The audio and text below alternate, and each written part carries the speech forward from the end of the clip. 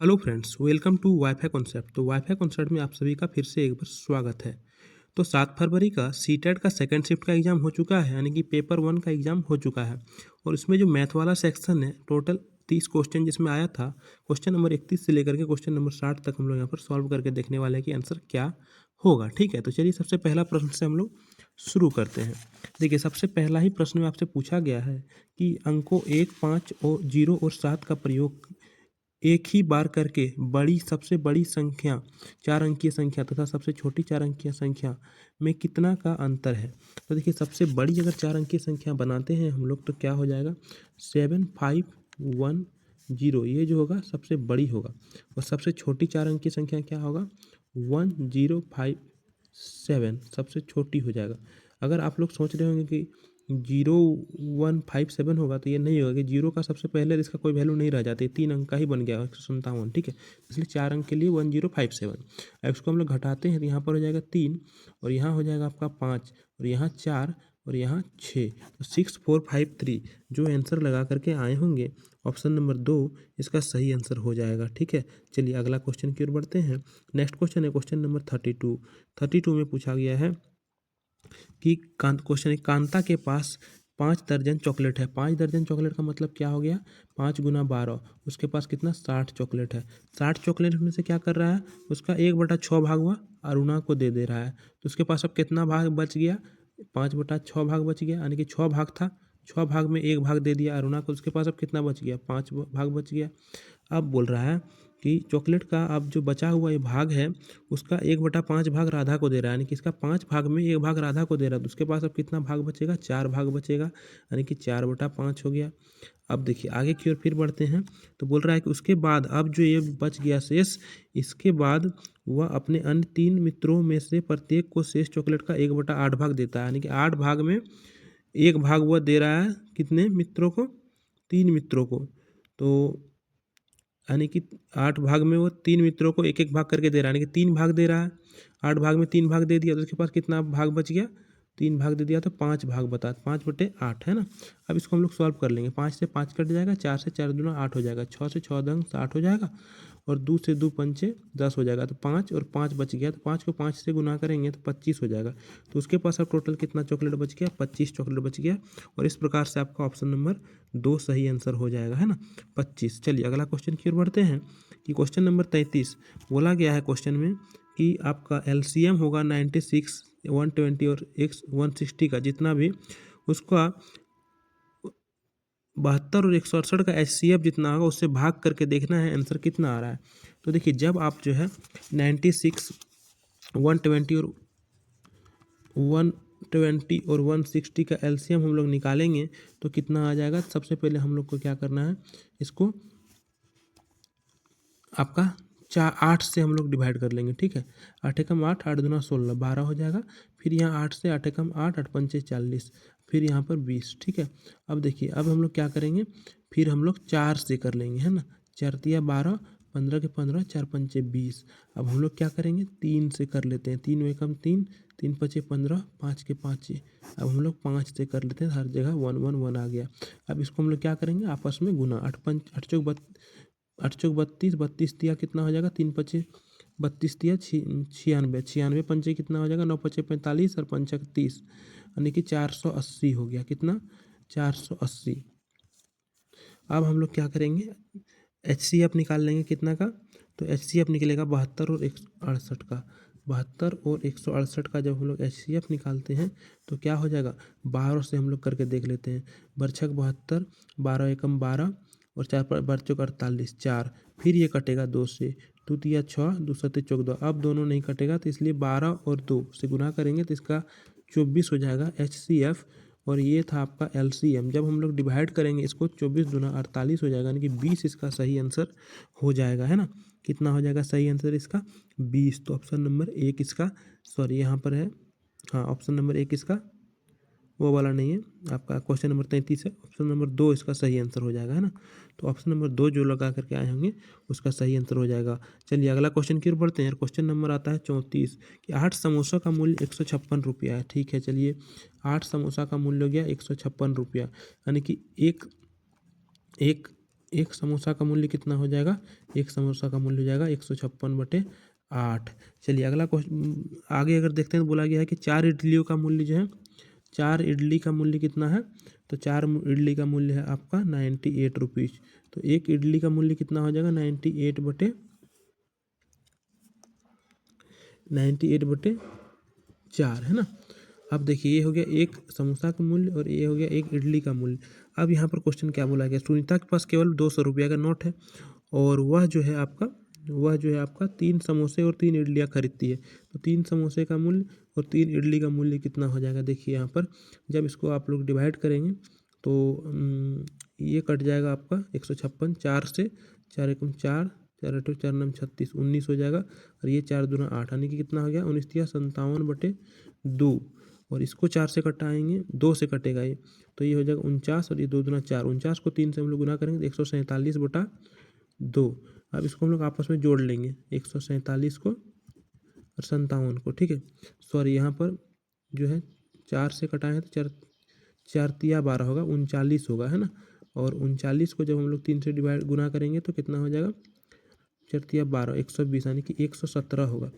अब हम लोग इसको जोड़ लेते हैं, तो जोड़ेंगे तो देखिए यहाँ पर 2 इसका आ गया एलसीएम और ये दोनों आपस में जुड़ जाएगा तो 100 100 200 और 40 10 50, 250 10 60, 264 हो गया, है ना।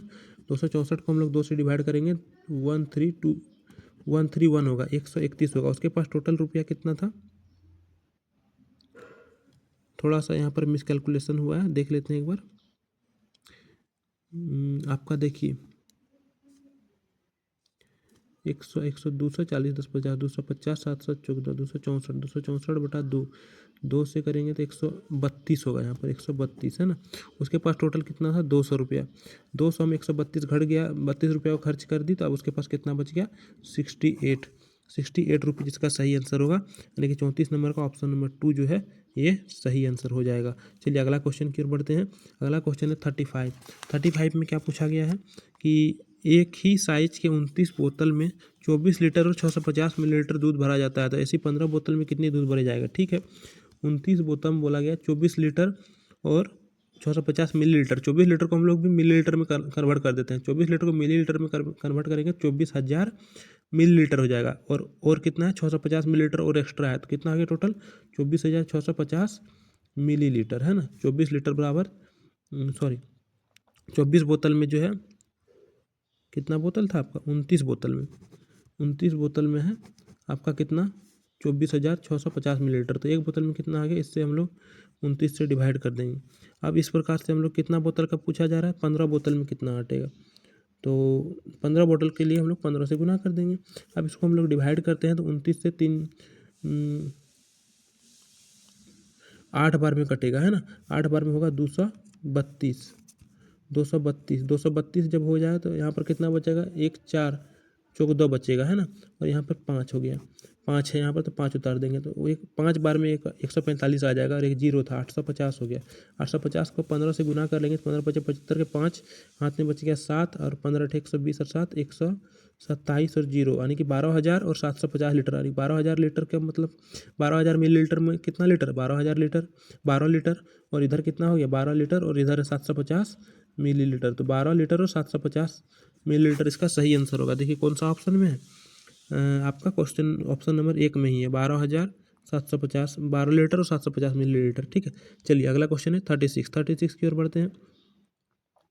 36 में दिया गया है कि एक आपका घनाभाकार बक्से की लंबाई चौड़ाई और ऊंचाई यानी कि एल दिया हुआ है कितना 12 सेंटीमीटर, बी दिया हुआ है आपका 10 सेंटीमीटर और एच दिया हुआ है आपका 8 सेंटीमीटर, है ना।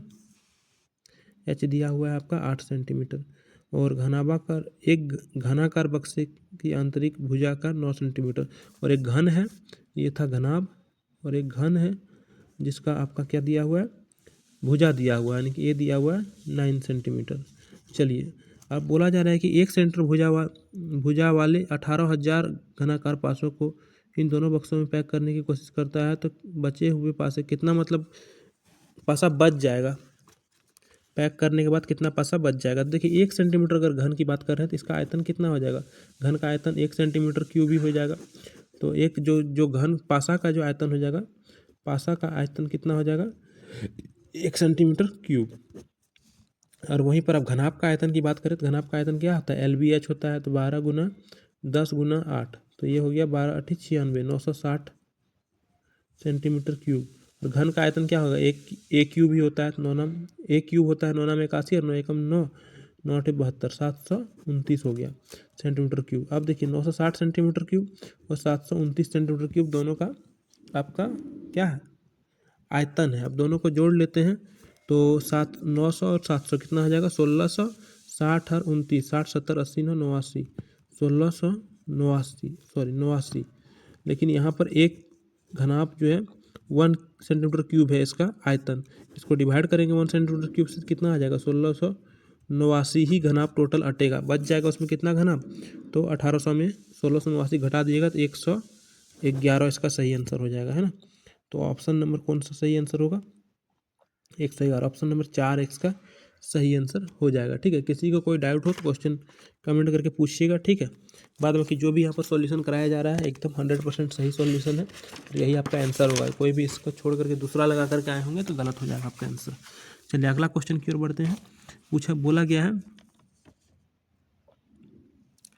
बोला गया है कि एक थैले, ये वाला क्वेश्चन है आपका क्वेश्चन नंबर 37। ठीक है, एक थैले का भार जिसमें आलू प्याज और नींबू भरे हुए हैं 46 किलोग्राम और 160 ग्राम है, जिसमें कि आलू का भार जो है आपका 17 किलोग्राम और 115 ग्राम है, और प्याज का जो भार है वह है आपका 15 किलोग्राम और 15 किलोग्राम, प्याज का भार है 15 किलोग्राम और 325 ग्राम, और खाली थैला का भी भार है आपका 120 ग्राम।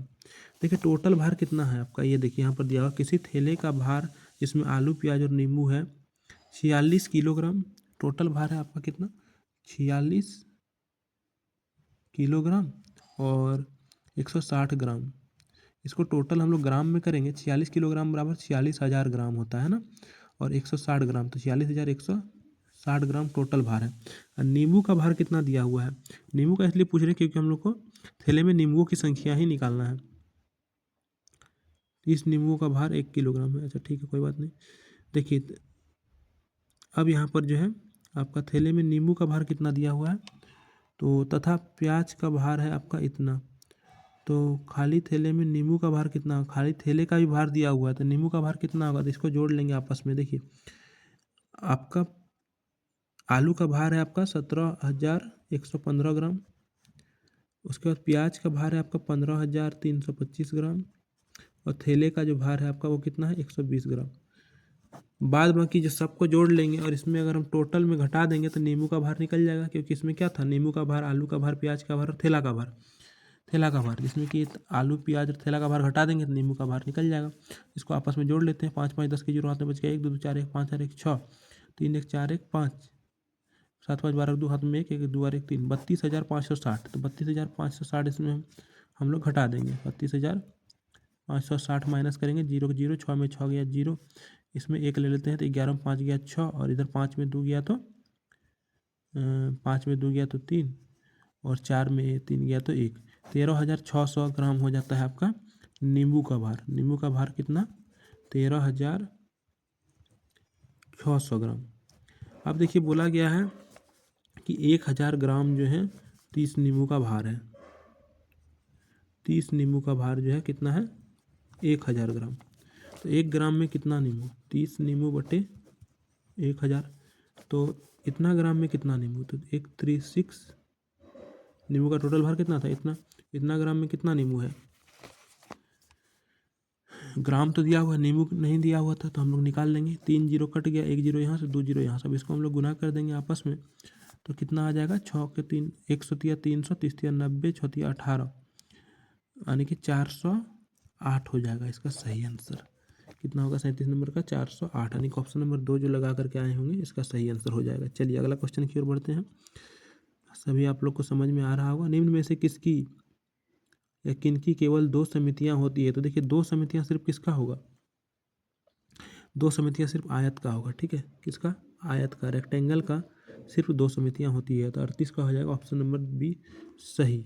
चलिए अगला क्वेश्चन की ओर बढ़ते हैं कि निम्न में से किस अक्षर में घूर्णन समिति है परंतु रेखा समिति नहीं है। तो देखिए घूर्णन समिति की बात अगर करें तो वह केवल जेड में होता है, ठीक है, जेड में घूर्णन समिति है यहाँ पर, ठीक है, किसमें, जेड में। चलिए अगला क्वेश्चन की ओर बढ़ते हैं। अगला क्वेश्चन है आपका 40 नंबर। 40 नंबर दिया गया है कि एक पंचभुज के आधार वाले पिरामिड में निम्न होते हैं, क्या होते हैं। तो एक पंचभुज के आधार वाले पिरामिड में 6 शीर्ष और 6 फलक होते हैं। पिरामिड का बात हो रहा है यहाँ पर, तो 5 5 जो लगा करके आए होंगे गलत हो जाएगा, ये 6 6 हो जाएगा, ठीक है। चलिए यहाँ पर पिरामिड का बात हो रहा है इसलिए ये 6 6 हो जाएगा। तो 40 का जो है ऑप्शन नंबर 3 एकदम सही आंसर होगा। चलिए अगला क्वेश्चन की ओर बढ़ते हैं। अगला क्वेश्चन था क्वेश्चन नंबर 41, और क्वेश्चन नंबर 41 में बोला गया है कि निम्न में से निम्न सारणी सप्ताह का के प्रथम 6 दिनों के में एक लाइब्रेरी में आने वाले लोगों की संख्या को दर्शाता है। क्वेश्चन क्या पूछा गया, किस दिन लाइब्रेरी में लोगों की संख्या उसके पिछले दिन से 29 अधिक है। तो यहाँ पर देखिए, आप जब गौर से देखिएगा तो कि जो मंगलवार है 114 आया है और बुधवार को 141 आया है, कितना ज़्यादा आ गया, बुधवार को मंगलवार की तुलना में 29 अधिक हुआ, यानी कि 29 और 14 141, सॉरी 114 और 29 141 नहीं होगा, ये बुधवार नहीं होगा, 143 होता है। देखिए अगला हम लोग बढ़ते हैं। 124 29 किस में ज़्यादा आया है, हम लोग को यही देखना है। तो पिछले दिन से 29 अधिक हो, ठीक है। तो देखिए 9 4 13 नहीं होगा, नहीं होगा। देखिए यहाँ पर देखिए बृहस्पतिवार को कितना आया है, बृहस्पतिवार को आया है आपका 45 95, और शुक्रवार को कितना आया है 124। तो इधर 95 5 100, 24 5 29, तो आपका शुक्रवार को आया है बृहस्पतिवार की तुलना में कितना ज़्यादा, तो 29 ज़्यादा, यानी कि इसका आंसर क्या हो जाएगा, शुक्रवार हो जाएगा। शुक्रवार इसका आंसर हो जाएगा, और शुक्रवार आंसर कौन सा है, ऑप्शन नंबर 2। ऑप्शन नंबर 2 इसका सही आंसर हो जाएगा 41 नंबर का, ठीक है। चलिए अगला क्वेश्चन की ओर बढ़ते हैं।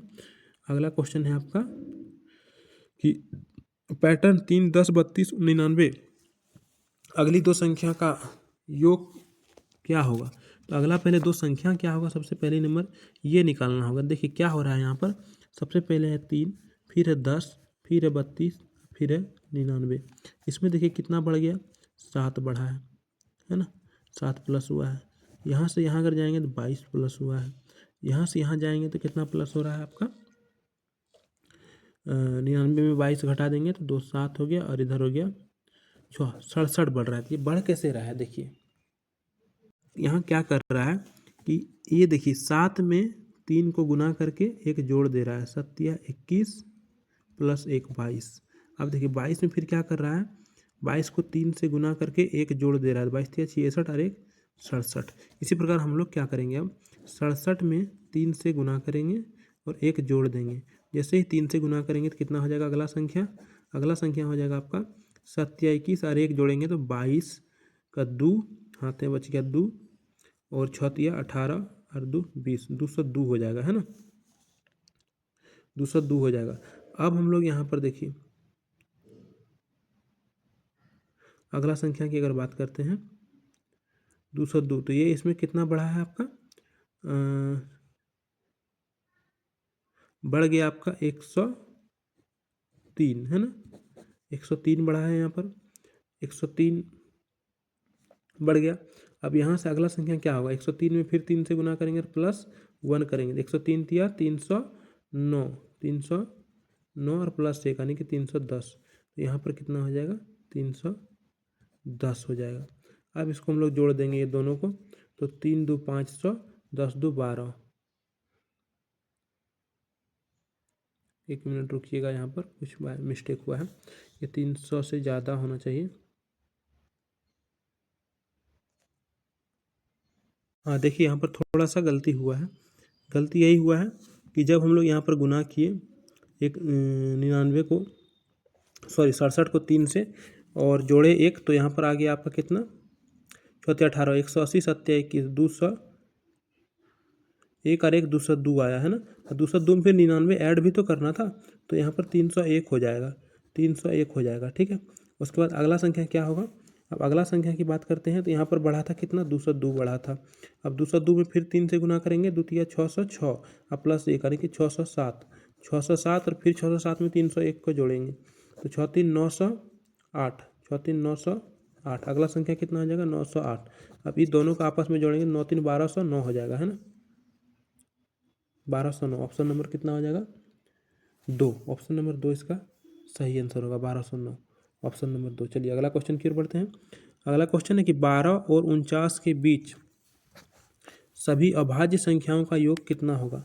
12 और 49 के बीच जितना भी आपका प्राइम नंबर है ना, उसका योग कितना होगा तो हम लोग निकाल के देख लेंगे।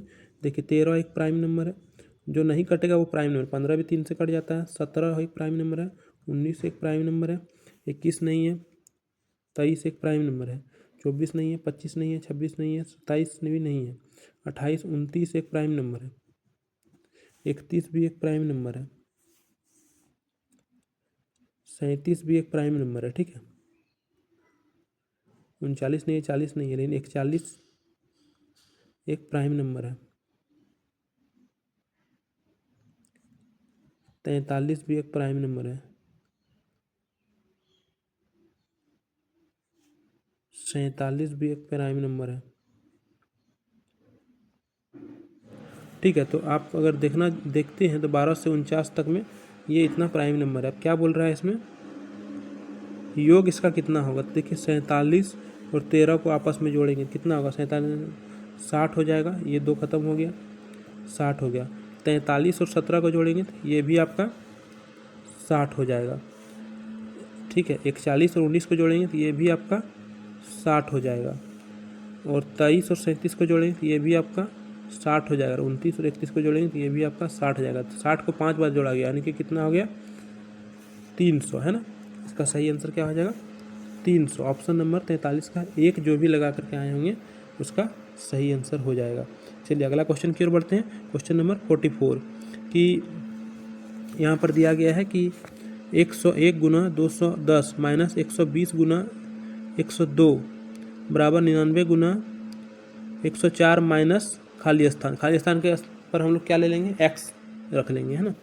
तो जब हम लोग 101 गुना 210 माइनस 120 गुना 102 करते हैं और बराबर कितना है 99 गुना 104 माइनस x, यही करते हैं हम लोग। तो इसको हम लोग करके देखना होगा पहले, ठीक है। तो हम लोग देखिए क्या करेंगे, गुना करके कैसे देखेंगे। देखिए इसको हम लोग करेंगे क्या कि 101 गुना 210 है ना, और माइनस 120 गुना 102 और ये वाला भी इधर ले आएंगे हम लोग। तो ये भी हो जाएगा माइनस 99 गुना 104 बराबर माइनस x, यही होगा। देखिए जब इसको सॉल्व करेंगे तो क्या करेंगे हम लोग यहाँ पर एक काम करते हैं। यहाँ पर सॉल्व आसान करने के लिए, सॉल्यूशन को आसान करने के लिए 3 कॉमन ले लेते हैं इसमें। जैसे ही 3 कॉमन लेंगे यहाँ पर 210 में 3 कॉमन लेते हैं तो 101 गुना कितना हो जाएगा 70 माइनस 3 इसमें 120 में अगर कॉमन लेते हैं तो हो जाएगा आपका 40 गुना 102 और माइनस फिर है आपका 99 में 3 कॉमन लेते हैं 33 गुना 104 बराबर माइनस x। अब इसको हम लोग सॉल्व करेंगे। देखिए यहाँ पर हम सॉल्व करते हैं। यहाँ पर 3 का 3 कॉमन रह गया और हम लोग 101 से 70 को गुना करेंगे तो 101 सत्ते 707 707 और एक जीरो है तो जीरो। फिर यहाँ इसको गुना करेंगे 12 102 चौके 100 चौके 400 4 दूना 8 408 माइनस 408 और एक जीरो है तो एक जीरो लगा देंगे, है ना। फिर 33 को 104 से गुना करेंगे तो 104 तिया 312 हाथे बच गया 31 और 104 तिया 312 312 और 31 313 और 30 343 बराबर माइनस x। अब देखिए क्या करेंगे हम लोग 3 को कॉमन ही रहने देंगे और 70 माइनस ये दोनों को आपस में जोड़ देंगे क्योंकि माइनस और माइनस है। तो 2 के 2 हो गया, 3 और 8 11 के 1 हाथ में बच गया 1 4 और एक 5, 4 3 7, इसमें थोड़ा सा कैलकुलेशन है, बराबर -x। अब देखिए यहाँ पर फिर 3 का 3 और 7512 में 7070 को अगर हम घटाते हैं तो क्या हो जाएगा, 2 में 0 गया तो 2, और 1 में 7 यानी कि 11 में 7 गया तो बच गया 4, 4 में 0 गया 4, 7 का 0 गया, 7 में 7 गया 0 हो जाएगा। ठीक है, ये हो जाएगा माइनस में आपका बराबर कितना है, -x। इसको अब माइनस माइनस इधर इधर कटा लेते हैं तो x बराबर कितना हो जाएगा, 442 को 3 से गुना करेंगे, 3 दूना 6, 4 तिया 12, 2 हाथ में 1, 4 तिया 12 और 1 13, 1326। ठीक है, कितना, 1326। देखिए कहाँ है आपका ऑप्शन नंबर 4, 44 का जो है ऑप्शन नंबर 4 एकदम सही आंसर होगा, 1326। ठीक है, चलिए अगला क्वेश्चन की ओर बढ़ते हैं। अगला क्वेश्चन है आपके पास कि 36 और 48 के सभी सार्वगुणनखंड एक को छोड़कर का योग कितना होगा। सार्वगुणनखंड का क्या मतलब हुआ, the sum of the common factor of 36 and 48 excluding 1 को छोड़ करके। तो देखिए 36 और 48 का कॉमन क्या होगा, कॉमन फैक्टर क्या होगा। तो आप अगर 36 और आपका 48 का कॉमन फैक्टर का मतलब हुआ कि जो दोनों में भाग लगे। ठीक है, तो देखिए 3 हो जाएगा, 3 से 36 भी भाग लगेगा, 48 भी लगेगा, 4 भी हो जाएगा, 5 नहीं होगा, 6 भी हो जाएगा, 8 होगा, 8 नहीं होगा क्योंकि 8 से इसमें भाग नहीं लगेगा, 9 से इसमें भाग नहीं लगेगा, 10 से 10 भी नहीं होगा, 11 भी नहीं होगा, 12 हो जाएगा, है ना, 12 हो जाएगा। उसके बाद क्या होगा, 13 14 नहीं होगा, 15 16 नहीं होगा, 18 भी नहीं होगा, 24 भी नहीं होगा। तो चलिए ये आपका 4 फैक्टर है जो कि 36 और 48 का होगा कॉमन फैक्टर। और इसको आप जोड़ते हैं तो 12 6 18, 18 4 22, 22 3 25 इसका सही आंसर होना चाहिए। लेकिन 1 मिनट रुक जाइए, एक होगा 2, है ना, 2 भी तो होगा, 2 36 और 48 दोनों का कॉमन फैक्टर है। तो 12 6 18, 18 4 22, 22 4 3 25 और 25 और 2 27। तो 45 नंबर का कितना आंसर हो जाएगा, ऑप्शन नंबर 1 एकदम सही आंसर होगा। ठीक है, चलिए अगला क्वेश्चन की ओर बढ़ते हैं। अगला क्वेश्चन है निम्नलिखित में से कौन सा प्राथमिक विद्यालय की गणित कक्षा में सबसे कम वांछनीय है। निम्नलिखित में से कौन सा प्राथमिक विद्यालय की गणित कक्षा में सबसे कम वांछनीय है। सबसे कम वांछनीय का मतलब हुआ लिस्ट डिजायरेबल। ठीक है, चलिए तो इसका जो सही आंसर होगा ना वह हो जाएगा आपका 2 number, solving algorithm based question from workbook, यानी कि कार्य पुस्तिका से कलन विधि आधारित प्रश्नों को हल करना। ठीक है, ये आपका इसका सही आंसर हो जाएगा 46 का कितना, 2 नंबर। अगला क्वेश्चन दिया हुआ है कि निम्नलिखित में से कौन सा गणित में आकलन के सामाजिक दृष्टिकोण के संदर्भ में उपयुक्त है। तो अगर इसकी बात करें तो ये हो जाएगा आपका ए नंबर। देखिए बच्चों के स्कूल के बाहर के अनुभवों को आकलन में लाना, यह सही है। और इसके बाद फिर है आपका मानकीकृत टेस्ट बनाना, ये ज़रूरी नहीं है। और तीसरा नंबर में सी नंबर दिया विभिन्न संस्कृतियों से लोक प्रचलित प्रणालियों का उपयोग करना, ये भी सही है, यानी कि फॉक एल्गोरिदम की बात कर रहा है। तो इसके अगर हम बात करते हैं तो ये ए और सी दोनों सही हो जाएगा। ठीक है, ऑप्शन नंबर 4 एकदम सही आंसर है। चलिए अगला क्वेश्चन की ओर बढ़ते हैं। अगला जो क्वेश्चन है वह है आपका क्वेश्चन नंबर 48, और इसमें बोला गया है कि निम्नलिखित में से कौन सा गणित के संदर्भात्मक समस्याओं के विषय में सबसे कम उपयुक्त है। तो अगर इसका बात करते हैं हम 48 नंबर का, तो जो 2 नंबर इसका जो है सही आंसर होगा, 2 नंबर। इसको हल करते समय बच्चे सही उत्तर प्राप्त करने पर ध्यान केंद्रित करने लगते हैं। यह जो है आपका